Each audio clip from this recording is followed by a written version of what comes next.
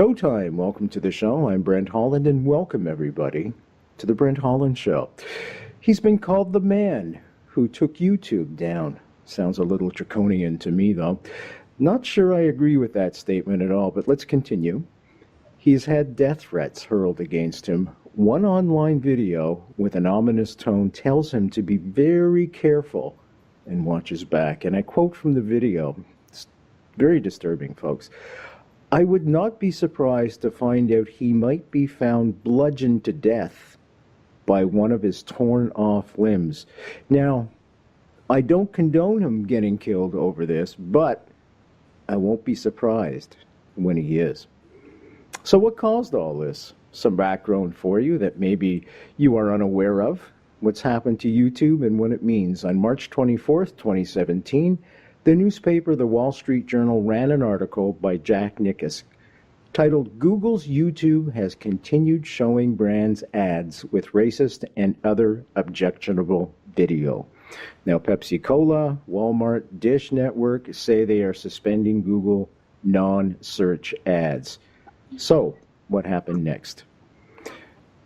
Very simply, the advertisers had a knee-jerk reaction and without thinking through their actions and their consequences, pulled all of their advertising off YouTube. And this has consequence. So, YouTube has a motto that states, broadcast yourself. But not only broadcast yourself, but as a creator, YouTube broadcaster. Just like television, we will run commercials or ads on your video. Charge advertisers to do that and give you a percentage of the revenue that YouTube makes from advertisers. Now, this all sounds great, doesn't it? Pie in the sky time. Okay, but what is allowed to be broadcast and what isn't? We're going to go there tonight. Okay, quickly, how YouTube works. I'm what's called a YouTube creator, content creator. This very show I am doing right now, and the one you are watching, is on my YouTube channel. Now, YouTube has my show as what they call content to run advertisers' commercials under. So, there are three main components to YouTube. One is content. That's the video you're watching now. Number two, YouTube is supplying the platform to broadcast the content. That's why you're on YouTube, because of shows like this and others. They're supplying the platform to broadcast. The third one is advertisers who run ads. So, what's in it for the advertisers? Well, numbers, quite simply. Numbers of people watching are in the billions. I'm not kidding. The reach is far and wide from all around the world. So they get to sell their products and they get to pay for ads.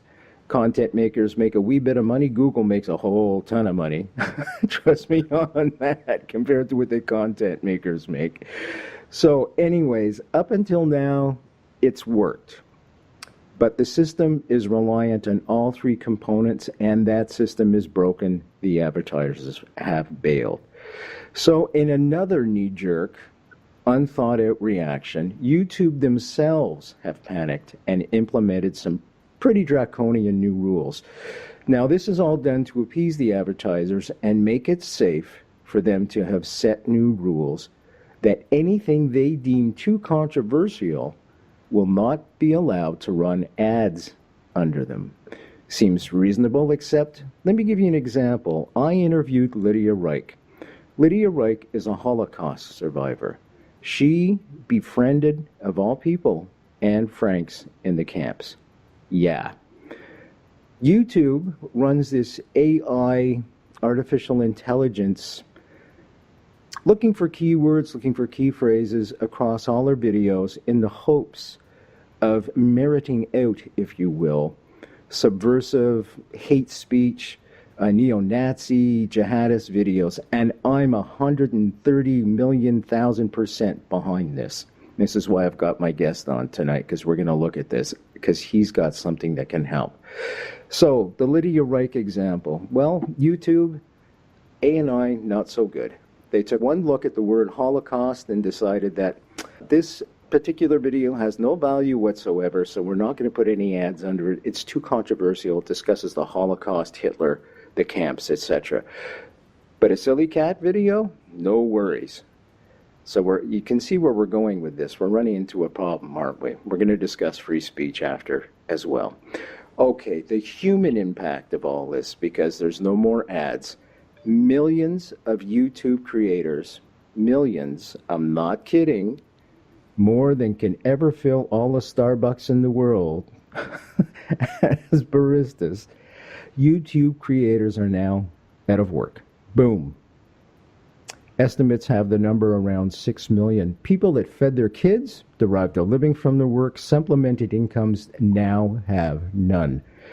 Yesterday, folks, as a matter of fact, despite me having over 300 videos on YouTube, most of them with historic characters involved, Video Reich, for example, Ted Sorensen, JFK's speechwriter, Jane Goodall, I made 88 cents. 88 cents for hours and years of work. So tonight, we are going to get to the bottom of what has been labeled the YouTube apocalypse and what really happened and what is really going on. Eric Feinberg, my guest tonight, is a founding member at Global Intellectual Property Enforcement Center, or GIPEC. They specialize in deep web interrogation and attribution. Eric is an advertising, media, and marketing professional specializing in digital and social media for over 35 years experience. I'm going to come back to that experience because you cannot replace experience with a 20-year-old. It's not possible. He connects brands and fans. I like that. Eric has had numerous Fortune 500 clients over the years, including Motorola, General Motors, Sprint, and Pepsi-Cola. He is a diehard New York Rangers fan who, by the way, kicked my team's butt, the Habs, out of the playoffs this year, and it's my great pleasure to welcome to the Brent Holland Show, Eric Feinberg. How you doing, Eric? I'm doing fine, and thank you, Brett. Thank you, my friend. Okay, first question to you, my friend. Have the terrorists won, Eric? And I'm going to come to this from a different perspective than anybody else has given yet. I want to give you an example of what I mean. In a post-9/11 world, we've seen the airline industry change dramatically to the point where we have to take clothes off, and people that really offer no threat at all are given all kinds of derogatory treatment, things of that nature. We've seen that happen. We saw what happened to the economic situation post 9/11.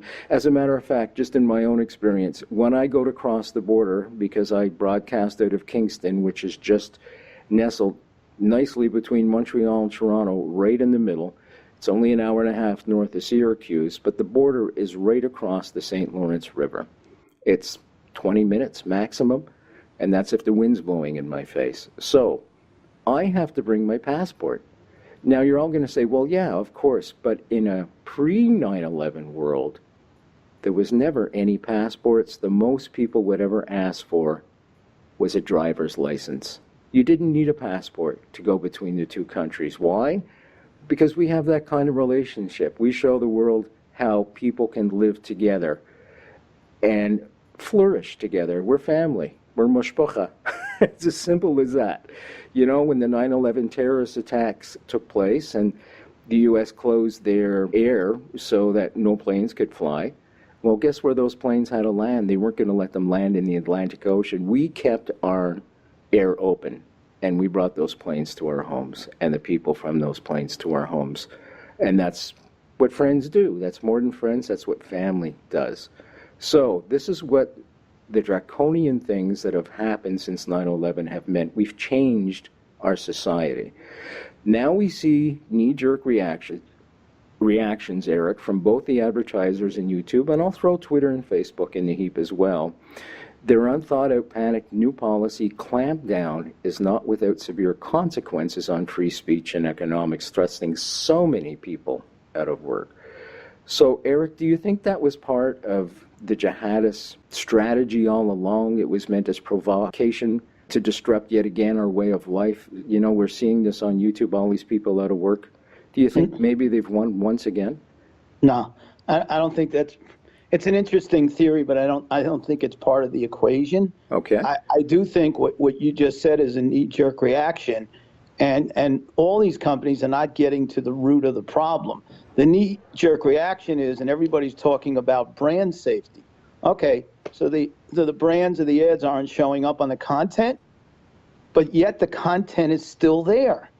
So instead of doing, basically looking at it from behind and saying, okay, no ads on any video with, 10,000 views or 10,000 cumulative views, why don't they get to, and this is what our patented software could do, let's go take down the extremists, jihadists, Hezbollah, Hamas content, and then it will be a safer environment because those videos wouldn't be there in the first place.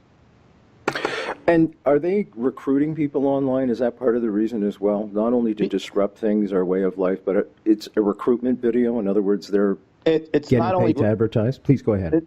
It's not only recruitment, there's tactical information. We find tactical information. There are things videos that are up there from, we've identified Al-Qaeda in Yemen or Al-Qaeda, groups that basically give tactical information on how to avoid detection, how to set your phone for encryption, how to make a bomb. And these videos have been up for 2 years. Now, there are no ads appearing on them, but what are these videos doing up there in the first place? Yeah, it certainly just isn't about money. It's about the fact that you've got these awful videos up there that are recruiting people to do drastic things and terrible things to us, to our way of life. We're talking terrorism, folks, neo-Nazis, with all their hate propaganda, white supremacists. God knows we've got those everywhere now too, and they're flourishing.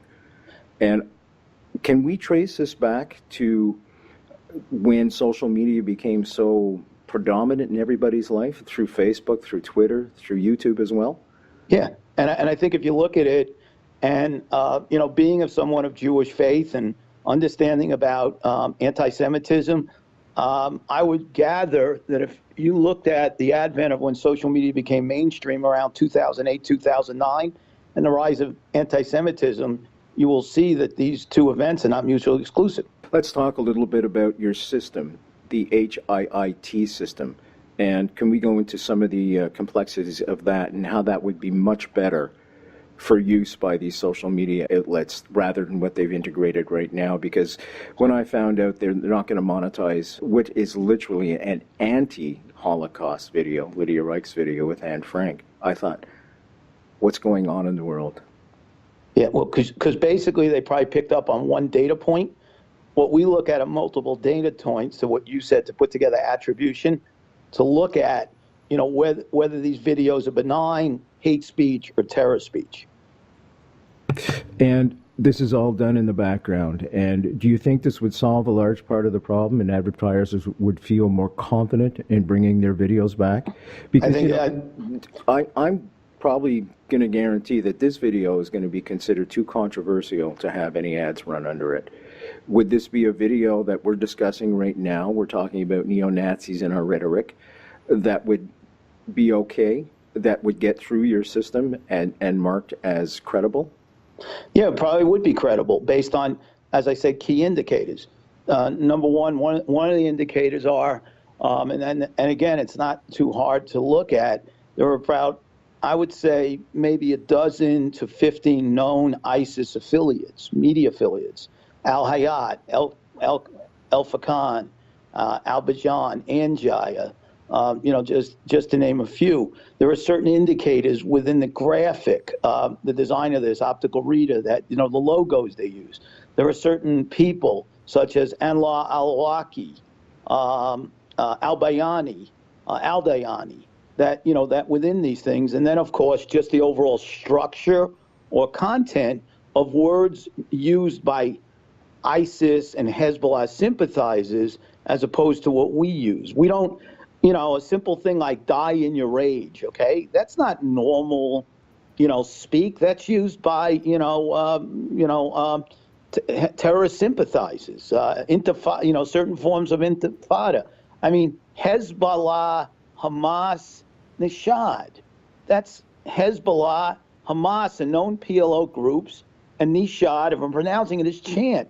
there are thousands and thousands of these videos that have it. It's not that hard to pick this up when you see these things, which in the content. And then, you pivot off that to maybe 5, 6, 7 more data points. And then what you would do is, what I would say is you put it in a queue or sandbox it or quarantine it for human review. That's what we're talking about. YouTube would argue they have something similar in place. How would yours differ from YouTube's? Would it be more succinct? Yeah, it's more in sync, more in depth, and whatever they're doing, they're not doing it because we're picking. It's gotten worse. I could actually say that ads are not appearing anywhere on YouTube unless you're like CBC, NBC, Fox, CNN, the Colbert Show, or Jimmy Fallon or Saturday Night Live. That's how I see if ads are showing up. But I've seen an uptick in terrorist, videos. And actually what I've been doing, because this was the next step, over the last few weeks, about a dozen ISIS and Hezbollah known videos. A grade schooler could figure out their ISIS or Palestinian videos. I've been reporting them to YouTube, every day on a daily basis. I haven't taken them down. They're still up. And they're going after kids, targeting kids, and that's a no-no, folks. Okay, so how do we balance freedom of speech with a show like mine that really isn't that obtrusive in any sense? We discuss serious issues. I had Minnie Jean Brown on the show. We discussed civil rights. She was from the Little Rock Nine. 9 little black kids tried to get into an all-white high school in 1957. How do we separate the junk from something that is actually offering something back to society? Is there a fine line there?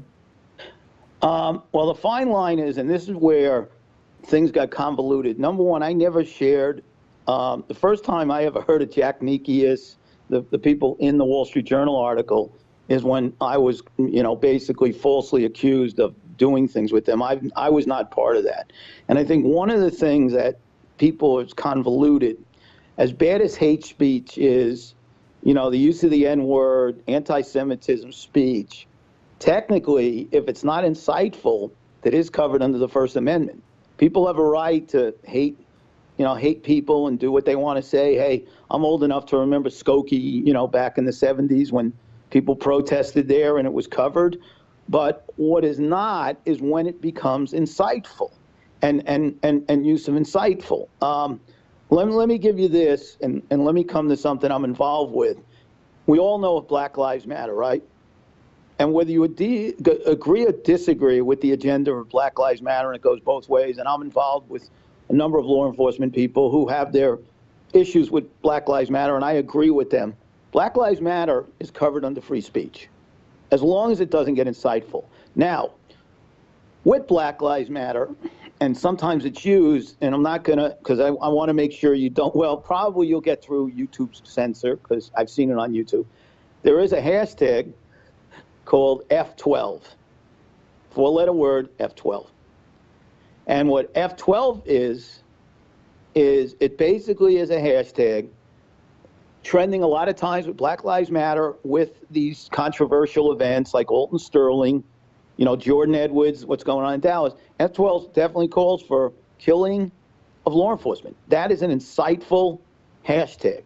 And that's trending on YouTube videos, Facebook, Instagram, and Google+. And basically, they take content, repurpose content, like right now with Jordan Edwards and Alton Sterling, the DOJ, saying they're not going to charge it. They're basically saying, Black Lives Matter, F12, and basically showing content, repurposed content, and literally, which is basically calling for, killing of, go out and kill a cop. That's where you cross the line, and that's where, I have issues, because if you say I hate police, whatever you're going to do, but this is known within, basically the gangs, people who know, what it is. It came out of Atlanta and Oakland, this F12, That's not hate speech. That's directional. That's being used to incite. And they're using social media to propagate that and Right. instigate it. So I understand that completely. That makes perfect sense to me. Yeah. I mean, the law is very clear in Canada. I'll just read this. The Canadian Constitution incorporates something called the Canadian Charter of Rights and Freedoms. Section 2 of the Charter grants to everyone, among other things, freedom of conscience, freedom of religion, freedom of thought, belief, opinion, and expression, including freedom of the press and other media. However, hate propaganda means any writing, sign, or visible representation that advocates or promotes genocide, or the communication of which, so even the communication is against the law. It's essentially the same in the States, folks. The Supreme Court in the States has ruled that certain categories of speech are excluded from constitutional protection, such as a threat or fighting words. Sometimes speech can be both a threat and hate speech, in which case it would not necessarily have First Amendment protection. Case law, speech codes. In case after case, courts across the country have unequivocally and uniformly held hate speech codes at public universities to be unconstitutional. So there you have it from both sides of the border. There's a distinct line, and if you cross that line, you're criminal. It's as simple as that. How has YouTube failed? How have they failed over and over and over and over again? Well, where they fail in is, and all these companies fail, is their excuse is, you can't expect us. You created it. Hey, you know, I use the example, you know, like what they're doing is it's like the idea of, like, you know, you mentioned like going into a stadium. Well, if you're going to create the venue and you're going to let people into the venue, you need to make sure that when you're in this venue, you're safe. You know, and so what they've done is, and this is not an excuse. So if you want to go, you're talking about, like, you know, the Rangers versus the Canadians. If I went, you know, up to Canada and went into the, you know, Canadians arena, and I'm rooting for the Rangers, I pretty much know that even though I might be in an area of Canadian fans, I'm going to be safe, because at the very least, if somebody wants to pick a fight with me, you've got security there. Same thing in Madison Square Garden. If you've got Canadian fans coming in, there's a relatively known, and it's up to, you know, the arena, you know, owners or the team to provide security. The excuses of Facebook, Twitter, and you know, Google and all this stuff is, we created these great platforms. Anybody can come in and, you know, say anything you want, and nobody's safe. And, you know, I've had this issue when people say to me, well, why don't you just get off the platforms if you're not happy with it? I said, great, I'm off the platforms. But I don't have the chance of getting hurt on the platform. When people are being expired on these platforms, they're calling for horrific acts off the platforms. I live in New York. One of the things, the biggest fears now that ISIS and terrorist groups have used, and we were one of the first groups to identify it, is the use of vehicles at large gatherings, events, and to use the vehicles as weapons. Now, again, what we call is anticipatory intelligence. Right now, I'm following some things, and again, it's in its stages, and we're developing this, and I'll use this as public safety, and maybe we can avert this. Ramadan this year and gay pride, Ramadan kind of overlap. I'm looking right now because I'm seeing the uptick of the kind of videos I see from ISIS and groups is basically a tremendous amount of videos against, you know, homophobic or, you know, gay community. What my fear is, and where we're coming from, is possibly the use of ISIS sympathizers around gay pride events, and because it correlates with Ramadan. Oh my God, that's terrifying to think of that. And it's what I'm looking at. Okay, Right. you have a cleric who was killed by Obama, Anwar al-Awlaki, in Yemen. He's got tremendous amount of videos on YouTube against gays. They come out. Aldiani, who was killed last August, same thing. Now you watch and you see these videos coming up to basically at certain times to recruit and radicalize. You know that, Ramadan's coming up. If you look last year, if you take Orlando and put that in, and then go from Orlando, we had the Turkish airport, Bangladesh, Nice, and Germany, and then a few others. There were about 15 attacks, in the name of ISIS and other terrorist groups in that period. Well, we're coming into that same period. So it's going to escalate again, according to your research. Well, it's anticipatory. You look at it, okay? Right. What we do is, and it's called anticipatory, it's kind of like minority. And this is the troubling part. Why are we doing this? And the social media companies, and that, if they have access, that they do have a responsibility, if they see something, to say something. So again, we're gathering this data right now, and we're looking at it, and having shows like yours, to be able to talk about these things and at least open up the conversation. Why am I looking at videos? Okay, there's a magazine called Ramaya. That's ISIS magazine, right? There's been 8 editions of these. I think we're up to 9. And every month we have our system set, because all we're doing, communication strand, is Ramaya. So basically, anytime something new happens with Ramaya, we dig that data in, and then we review it. So why can we see that? And again, YouTube videos, Twitter posts, a lot of times you have these things, because Twitter's not a news feed. Twitter, you have to search. YouTube, you have to search. Twitter and Facebook, kind of, it's thrown at you. It feeds you. That's why it's called a news feed, because it feeds you the information. So a lot of times what they do when we track it is we sometimes pick up the YouTube content by it being posted and being fed through Facebook and Twitter. So why aren't they buckling down on this more? Is it because your system is that more sophisticated, or is there something more nefarious going on with these companies, these social media companies, that perhaps are making a buck off it or something? I think they do. I think they like incitement. I think they make money off of incitement. I mean, it's not only us. I'm sure you're familiar with a law firm out of Israel, Sharad Hadin, who is on behalf of Israeli citizens, have basically gone into litigation against Facebook. Basically the use of what they call it the Facebook intifada, Facebook resistance. I mean, they've sued, and I actually attended a seminar of Sharad Hadin last fall, and one of the things I heard is possibly maybe there's 25, if I'm maybe exaggerating on the upwards, but it's only 25 million Jews in the world. Yet there's 1.5 billion Arabs. So when you look at clicks and advertising value, for 25 million Jews, as opposed to 1.5 million Arabs and Muslims, where's our bigger revenue? And when you look at it, and when you think about it, Facebook is, Zuckerberg and Sandberg. Susan Wojcicki of YouTube's Jewish.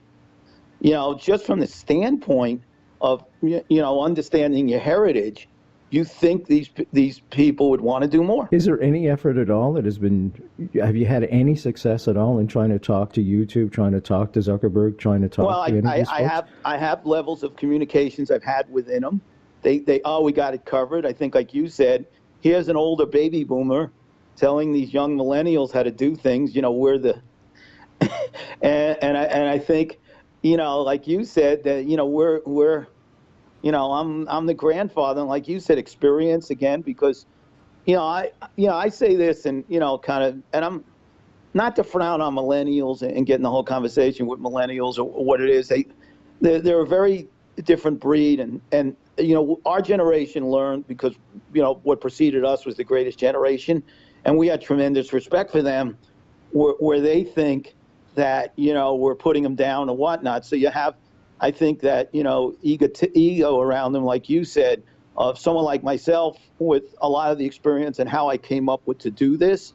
I mean, kind of how this evolved was based on knowledge I gathered even later in life, because I had to evolve to digital advertising and web creation and things like that, and understanding how when you create a website and the coding of what goes into it, there are certain key indicators or certain data points or certain things within the code that you design into the site, or how you get SEO. And basically, when I kind of came up with this system or understood it, some of the things I understood was what's known as pattern analysis. That one of the things they're doing is kind of like a whack-a-mole, taking it down a tree at a time. What we're doing is, and what we understand once you do this, is there's a pattern, and we pick up on the pattern. Okay, you had mentioned millennials before. There's a lot of shows out there that have hosts making zillions of dollars a year. Basically, they just flail on anything, they swear. Would your system allow those people to continue having ads put under them? Yeah, that's satire. I mean, there's nothing that's satire. Okay. I mean, as far as I'm concerned, we did have that, National Lampoon. We go back from our generation, that's satire. But there are certain things where you'd cross the line, and again, it's normal things. I mean, look what just, the use, and again, I think in some regards, when you do something with the N-word, that's where, look what happened in Boston the other night, with Adam Jones and the use where there is, it's, again, the fine line becomes, just, yes, hate, you can allow hate speech, but advertising and marketing should not be, tagged to hate speech. So I'm not suggesting to pull down videos that are hate speech. I mean, if you want to have David Duke videos up on YouTube, as much as, I don't agree with David Duke, technically what David Duke says, as long as it's hate speech, he has a right to say what he wants to say, as long as there's not ads on it, and as long as he's not inciting violence, that's fine. It's when these videos and when these content, including the video you said about me, okay? I mean, I think that video, and I had to, you have to take it because, it was very similar to what I saw. It was a false narrative. It was against me to kind of, subliminally suggest bodily harm to myself and the Fort Wall Street Journal. That's the same thing that happened in Pizzagate. That's radicalization. That's the same thing ISIS is doing, and Hezbollah. Fake news. That this is the big term right now. Donald Trump is all over the place saying fake news. CNN is fake news. This is fake news. That's fake news. Does your system allow for the filtration of what is considered fake news and what isn't? Yeah, we've kind of tested a little bit. It's not our primary thing, but if we got into it, the more, we could get into it. And again, what constitutes fake news? Again, it's satire. That's the trouble too. When you look at it, when it becomes satire, and what, like the Onion fake news, and where it becomes, dangerous and not dangerous. Really, what we're focused on, or the thing what our real mission is, is really things that are definitely content that is detrimental and nefarious to society. Especially the terror. Again, there's no, you can't tell me that ISIS, Hezbollah, Hamas, anything associated with terrorist groups is free speech and covered on this briefings. No, we also, in this where we got where the system was born, is certain forms of piracy and counterfeiting. Videos that are, basically taking, counterfeit or pirated, some of this you have to, and it cleaned it up a little bit, but actually there was a tremendous amount of videos selling counterfeit drugs and merchandise on YouTube. That's the other thing too. We built in an anomaly. What's an anomaly? Well, you can't buy a prescription drug without an RX, without a prescription. So when you see, Viagra no RX, Cialis no RX, Sericula, needles. I mean, that's how we got it. We built it, and then after Charlie Hebdo, I kind of pivoted the system and kind of looked into it and started looking within code how you could look at, key data points to understand the difference of, what constitutes hate speech, terror, or what's terrorism, what's insightful. I can hear folks now yelling, oh, you're going to clamp down on our First Right Amendment. You're going to clamp down on free speech. The NSA is already doing it. We think of Julian Assange with WikiLeaks. We think of the other fella, who released all those NSA documents and things of that nature. Is it a slippery slope? How do you feel about it? What's your perspective? Is it a slippery slope like we've been led to believe? Again, it's what they do. It's the consequence of it. It's again, consequential.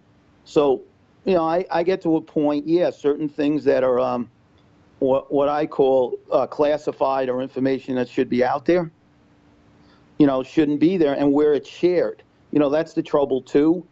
again, one of the things, and this was some of the early stuff that you could look at this, so much information is passed through all these platforms, again, and we see this, what came up yesterday with the Google Docs or the viruses, you don't know what you're clicking on too. That's the whole thing too. Some of the early work I did, and this was uncovered 3 years ago, is that we uncovered websites that were loaded to Facebook that when you clicked on the links, they loaded a Zeus malware to you. And that was out there 3 years, in 2012, 13, right. We uncovered this. The JFK Assassination, the definitive book by Brent Holland. From inside the Oval Office to Daily Plaza, first-person witness accounts. Order yours right now. nightfrightshow.com. Before the internet, let's look at precedent. And the only precedent I've been arguing with YouTube to look at since I started my channel a couple of years ago, look at broadcasting. They've gone through all these issues. There's a precedent there. There are rules in place that you can follow. Now, one of the things I was surprised to find out when I was doing research for this show, I found out that really the FCC and the CRTC here in Canada doesn't really have a whole lot of connection with the internet.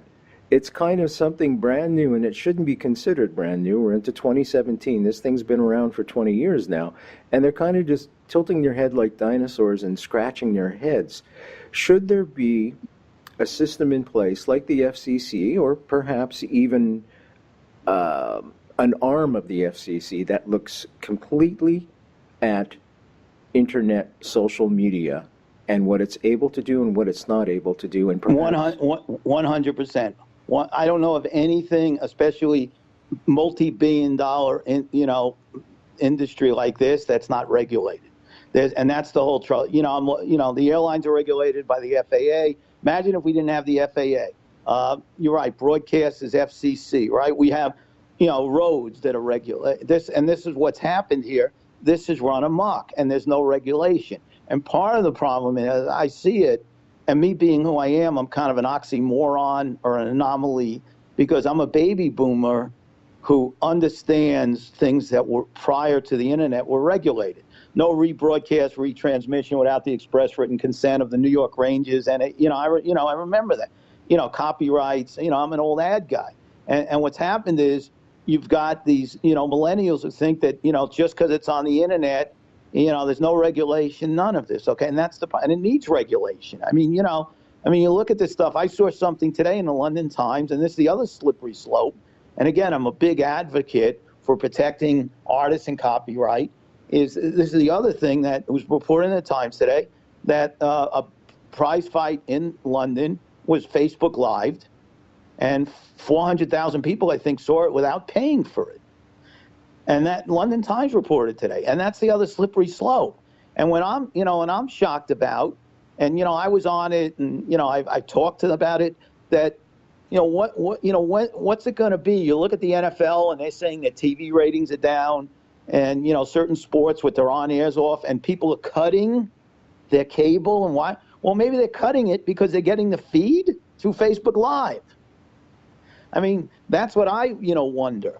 That you look at it, that ESPN, and that's what I get. And I was very proactive on it, from the counterfeit and the piracy, and trying to get, be careful what you wish for. I was on ESPN 4 years ago talking about counterfeiting and piracy and NFL jerseys, and I predicted, and that's the trouble, is that you have us baby boomers, really were blindsided by, the millennials and what they did, and really took everything. And that's why, ESPN's in trouble, because I wonder how many, people know their friends are going to an NHL, an NFL, an NBA game, and basically live streaming the game, and they can look at it, through Facebook or a YouTube channel.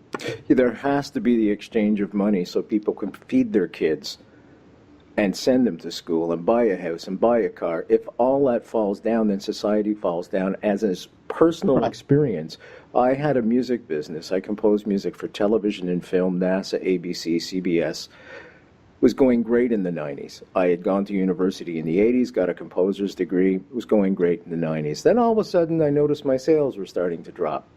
Internet's going up. There's a whole generation and a half now that has grown up that believe that they're entitled for free anything that's on the internet, including this show. I mean, I've asked for donations and nobody's donating. It's a giggle, you know. Nobody wants to put money out of their pocket for anything on the internet. So how do you create value? How do you draw people into the internet and try and change that mindset, especially younger people that have grown up not knowing anything else? Who are sleeping on their moms and daddy's couches right now. And, you know, I'm, you know, again, because I look at things through different eyes, and nobody's answered this question.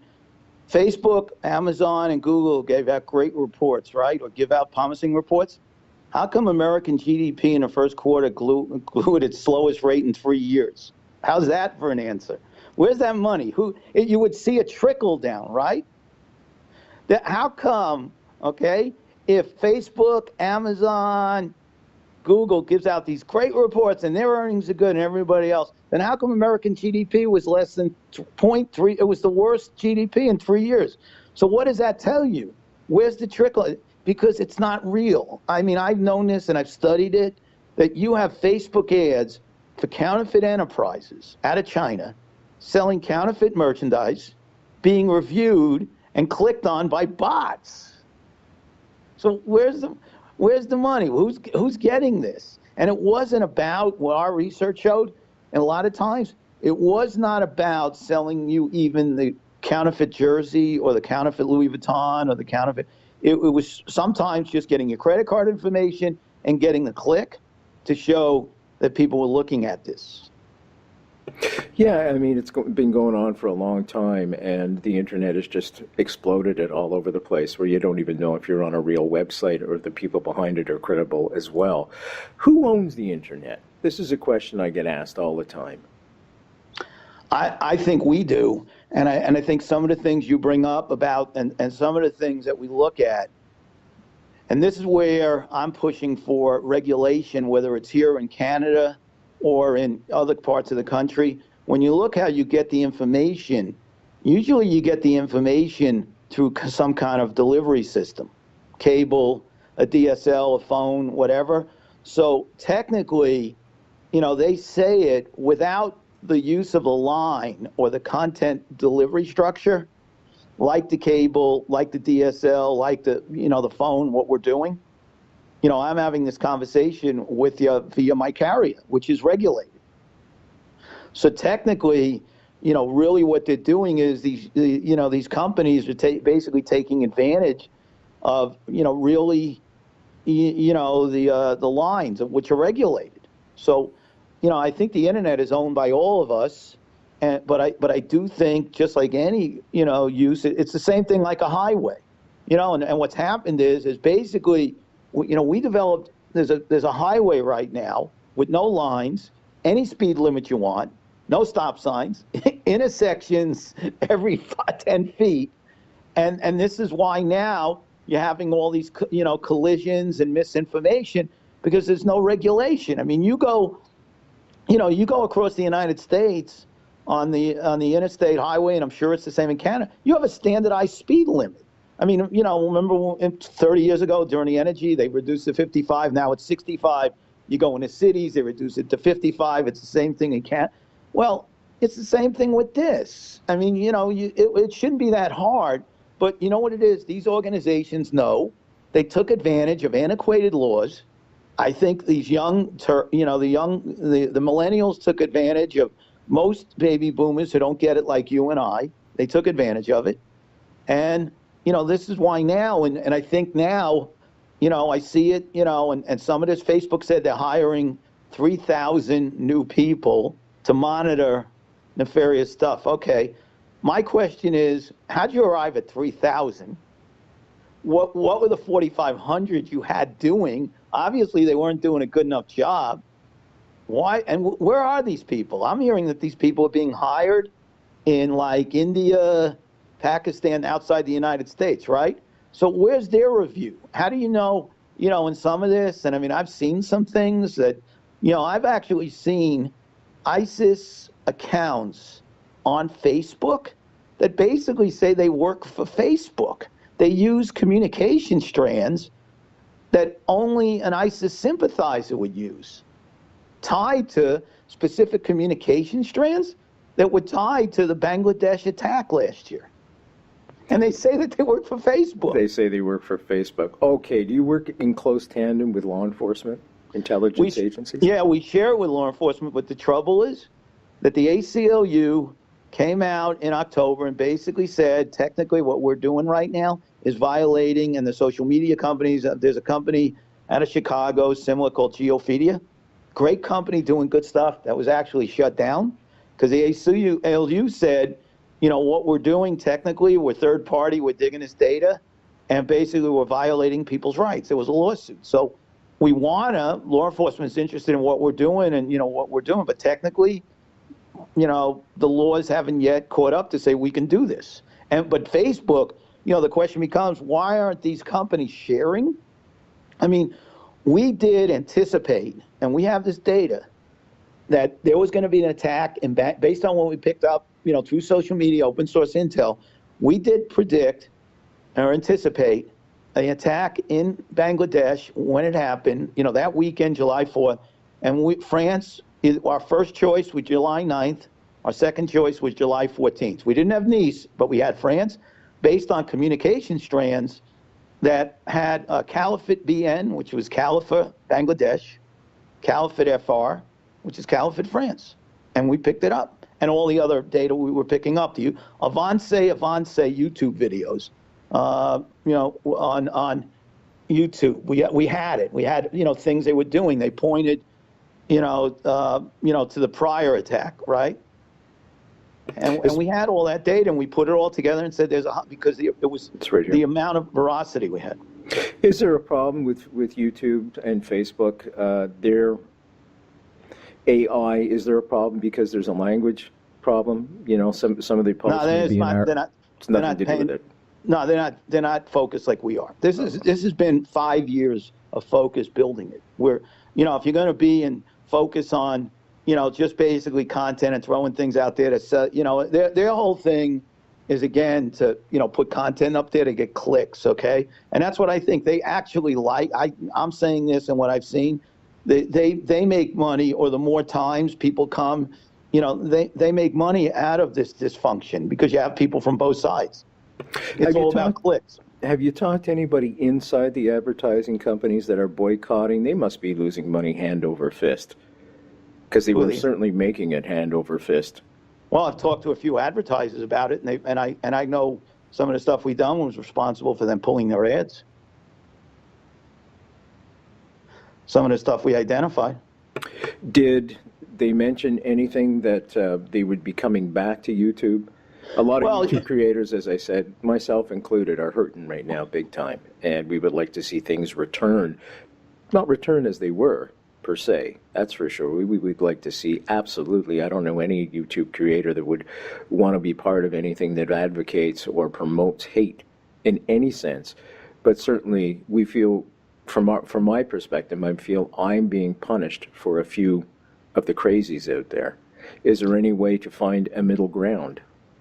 Well, I think the middle ground is what I told you, is pull down the content. If the content's not there, the ads are not going to show up on it.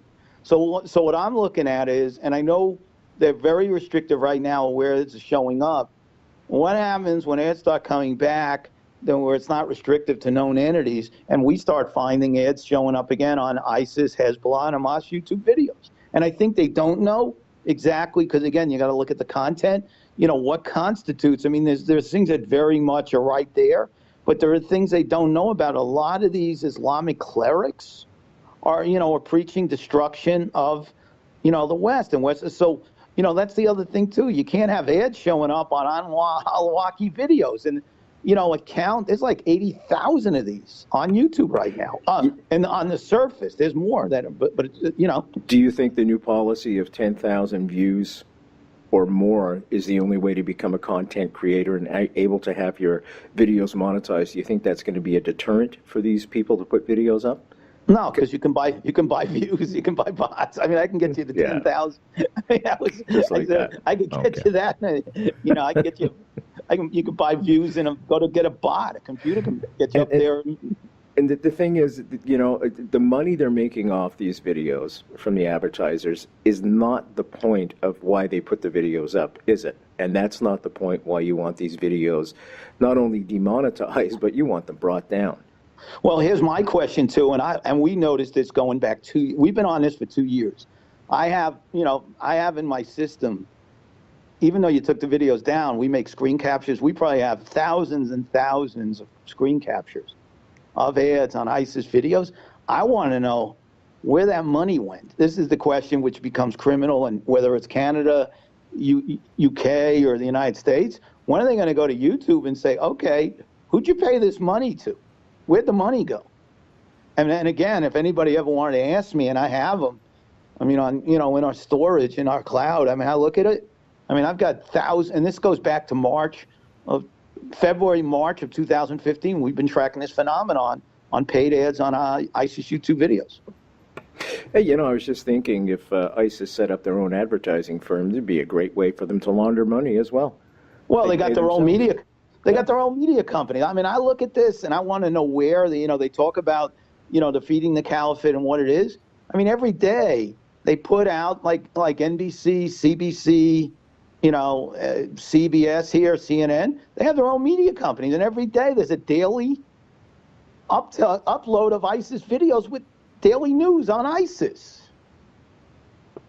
Is there any movement at all among YouTube? Where I'm going with this is, when do you predict YouTube creators can expect a return to the revenues that they were making? I don't think it's going to be, and I think what I want to try to do is actually, I'm talking to other YouTube creators, some of the ones who now have come down and understand I'm not against them. I'm here to help, and it's not about brands. It's as important as brand safety is, public safety is more important. Yeah, without question, without question. Is YouTube sympathetic to what you're telling them? Have they made any inroads about trying to get your product? No, None at all. I've gone to them. As I told you, I've reached out to a couple of these, YouTube, nothing, crickets. And then they tell me, oh, use our reporting system. Okay, use your reporting system for 2 weeks, 20, they're still up. Yeah, by the way, that video, folks, I mentioned at the beginning about the death threats towards Eric. I reported it today. It had been up there for about 2 or 3 weeks at this point, and I thought it was just despicable. You don't call for the death of somebody publicly and expect to get away with it. So I hope there are some repercussions there. It'd be interesting to see if that video remains and how long. Yeah, that's our test. That's our test. That's a pretty good test, and I think you made a very good point. I think hiring more people is great, but if you're hiring 18-year-olds that don't know the difference between an anti-Holocaust video and a pro-Holocaust video, or a hate video or an anti-hate video, there's another problem right there. And this is something I come across again with YouTube over and over and over again. Give you a great example. I interviewed a fellow that carried JFK's coffin. He was part of the ceremonial group. He was a black man, and he was one of the first black men on ceremonial duty. And he was honored, and he told his story. YouTube won't monetize it because it talks about a funeral. Can you believe this? A stupid cat video was okay. This historical content video, first-person witness in his own words, not a chance. Yeah, but I'll come back to cat videos and somebody who, where do you cross the line with some of these cat videos that becomes cruelty to animal? In some, so, we've kind of, in a sense of what we've done and where we are as a society and the things we've seen in the falling down of society is, where do we cross the line of, what's good content and what's cruelty, where, for laughs, you know what I mean? I mean, when I look at these things sometimes with animals and whatnot, what they try to do, yeah, it's cute, but sometimes you're crossing a line where it starts getting into cruelty to animals, too. I want to thank Eric Feinberg for coming on the show and telling us his perspective and giving us some options of ways we can travel and make things a lot safer on the internet. Eric, this show is syndicated throughout the campus universities here in Canada. It's also on television in Canada. It has a YouTube channel, although it's struggling right now to find the funds. And it's a volunteer show. But I always ask this to every guest that comes on the show. You're literally talking to the youth of today. What would you say to them, Eric? Grow up, and you might want to take and look back and start getting in the history a little bit and looking respect. Like I have tremendous respect for the generation that was before us, the greatest generation, okay? And I think, what formed me and who I am, and, every day I see it, the more we lose the men and women of the greatest generation, which molded us, the more I realize we get that farther away from the decency of that generation and what that generation should do. And I think of who you are and what you are is that you're never going to be as great as that greatest generation. They're the reason why we exist today, why everything we had. They put their lives, sacrificed for the freedoms we have right now. And don't ever think that who you are is greater than that generation who fought for us during the wars in the middle of this century. And I'm going to leave it with a quote from Ted Sorensen, who wrote the line that JFK used in his inauguration: "Ask not what your country can do for you. Ask what you can do for your country." And I think that puts it into perspective. I'm Brent Holland from The Brent Holland Show. I want to thank Eric Feinberg for joining me tonight. Thank you, Eric. Thank you. See you all next time.